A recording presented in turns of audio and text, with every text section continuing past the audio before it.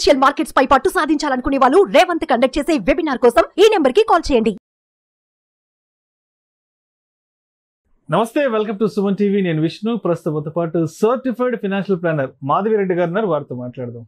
నమస్తే మాధవిరెడ్డి గారు. నమస్తే అండి. మాధవిరెడ్డి గారు, నవంబర్ 20వ తారీఖు నుంచి FNO ట్రేడింగ్ కి సంబంధించి రకరకాల కొత్త డెవలప్మెంట్స్, కొత్త మార్గదర్శకాలు తెర మీదకి రాబోతున్నాయి. ఎటువంటి డెవలప్మెంట్స్ తో సెబీ ఒక ప్రణాళిక సిద్ధం చేసింది అంటారు? మరి ఈ కొత్త ప్రణాళికతో చిన్న చిన్న ట్రేడర్స్ కు మరి రాబోయే రోజుల్లో గడ్డు కాలం ఏర్పడబోతోందంటారా?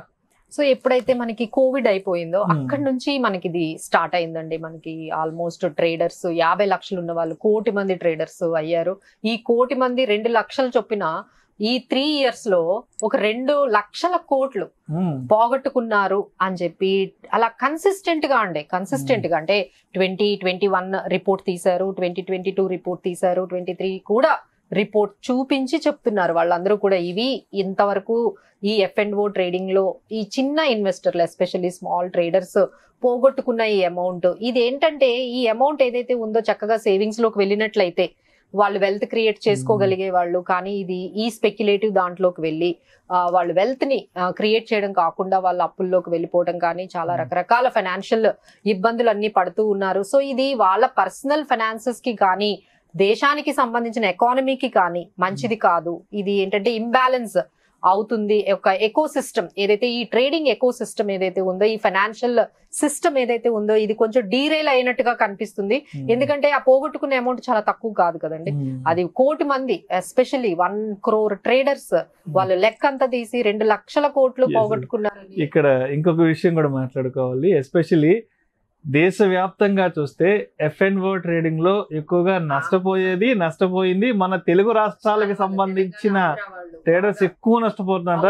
మన తెలుగు వాళ్ళు టాప్ లో ఉన్నారంట నష్టపోయే వాళ్ళు. అంటే యావరేజ్ లాస్ ఇక్కడ ఎక్కువ ఉంది. అది మరి ఎందుకు మన తెలుగు రాష్ట్రాల్లో ఇంత బెట్టింగ్ అనే ఈ బెట్టింగ్ కానీ ఈ ట్రేడింగ్ కానీ ఇంత ఎందుకు చేస్తున్నారు? సో ఇంకో వాళ్ళు చెప్పే ఇంకా ఇంపార్టెంట్ పాయింట్స్ ఏంటంటే ఎక్కువగా పోగొట్టుకునే వాళ్ళందరూ కూడా ఈ FNO ట్రేడింగ్ నాలెడ్జ్ లేని వాళ్ళు ఎక్కువగా. ఈ నాలెడ్జ్ లేని వాళ్ళు మరి వీళ్ళు స్కామ్స్ ద్వారా వెళ్తున్నారా, లేకపోతే ఎవరు వీళ్ళని ఇంతలాగా వాళ్ళు, లేకపోతే సోషల్ మీడియా పోస్ట్ వీళ్ళని ఇన్ఫ్లుయెన్స్ చేస్తున్నాయా? సో బట్ అయితే కంప్లీట్ గా అయితే చాలా రాంగ్ ట్రాక్ లోకి వెళ్ళిపోయి వాళ్ళకున్న ఈ కష్టపడి సంపాదించుకుంటున్న ఏవైతే ఈ చిన్న చిన్న సేవింగ్స్ ఉన్నాయో అవన్నీ కూడా వెల్త్ క్రియేషన్ కి కాకుండా ఇలా అమౌంట్ పోతుందని చాలా ఎప్పటి నుంచో ఇది వస్తుందండి. సో వాళ్ళు ఫైనల్ గా they have taken a decision. 6 అంశాలు అయితే కన్ఫర్మ్ గా వాళ్ళు చేసేసారు. ఈ 6 అంశాలని కూడా వాళ్ళు ఈ చేంజెస్ ఏదైతే ఉందో వాళ్ళు నవంబర్ 20th నుంచి ఇంప్లిమెంట్ చేసేస్తున్నారండి. సో ఎవరైతే ఈ ట్రేడింగ్ లో ఇంకా ఉన్నారో వాళ్ళు, నిన్న I wanted to share my experience అండి. మేము ఫైనాన్షియల్ ప్లానింగ్ తీసుకుంటున్నప్పుడు ఒక వైఫ్ హస్బెండ్ ఇద్దరు జాయిన్ అయ్యారండి. జాయిన్ అవుతే తను వాళ్ళ అన్ని చెప్తూ ఉంటే వైఫ్ సడన్ గా ఆమె జూమ్ లో అపియర్ అయ్యి, మా వారికి ఎంత చెప్తున్నా ఆయన ట్రేడింగ్ మానట్లేదు మేడం, మీరేదో చెయ్యాలి, మీరేదో చెప్పండి మేడం, చెప్పండి, నేను ఎంత చెప్తున్నా ఆయన వినడం లేదు, అసలు నా అమౌంట్ అంతా అసలు అలా అంటే రోజుకి ఒక 2,000 3,000 పోగొట్టుకుంటూనే ఉంటారు. మళ్ళీ వాళ్ళ ఇన్కమ్ చూస్తే 60,000 60,000 70,000 ఇన్కమ్ ఉన్న వాళ్ళు రోజుకి 2,000 ఎట్లా పోగొట్టుకుంటారు? Middle income group. ఆమెకు అసలు ఎలా ఆపాలో తెలియట్లేదు. సరే మరి మీరు రోజంతా జాబ్ చేయరా అంటే వర్క్ ఫ్రమ్ హోమ్ అంటండి.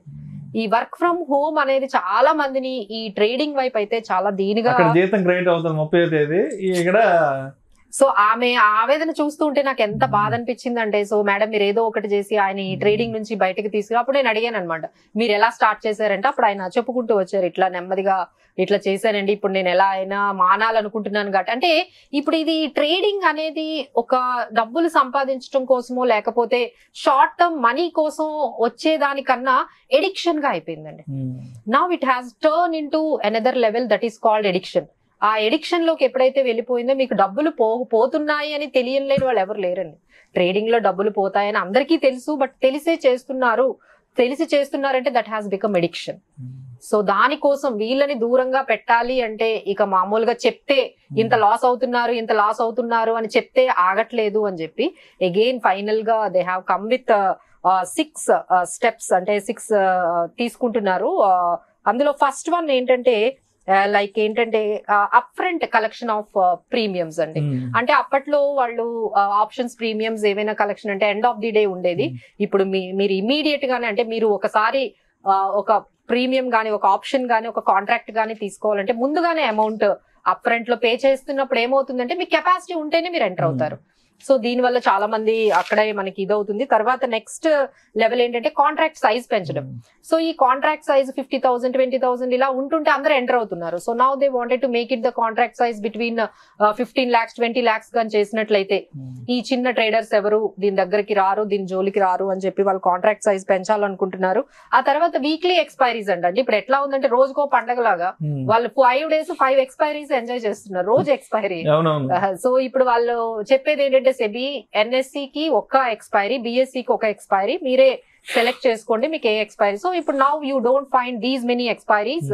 So only weekly once 1-2 expiries మాత్రమే మీకు ఉండబోతున్నాయి. ఆ తర్వాత ఏంటంటే అప్పట్లో మనకి ఎండ్ ఆఫ్ ది డే మీ లాస్ ప్రాఫిట్ ఏదో ఒకటి సెటిల్మెంట్ అనేది ఉండేది. ఇప్పుడు ఏంటంటే కంటిన్యూస్ మానిటరింగ్ చేస్తాము. అంటే డ్యూరింగ్ ద ట్రేడింగ్ కూడా మానిటరింగ్ అనేది, అంటే మీరు ఒక్కసారిగా మీరు నష్టపోకుండా during the entire trading day అంతా కూడా మీ మార్జిన్స్ మేము మానిటరింగ్ చేస్తాము అనేది ఒకటి వాళ్ళు తీసుకొచ్చారండి. ఆ తర్వాత మనకి higher margins expiry day especially ఎక్కువ ట్రేడింగ్ జరుగుతుందండి. అంటే మామూలు రోజు కన్నా మనకి ఎక్స్పైరీ డే 35% 40% మనకి ఎక్కువ ట్రేడింగ్ జరుగుతుంది. కాబట్టి ఆ రోజు ఇంకొంచెం హయ్యర్ మార్జిన్స్ ఎక్కువగా తీసుకుంటాము ఎక్స్పైరీ డే అని చెప్పి ఇలాంటివి తీసుకొస్తున్నారండి.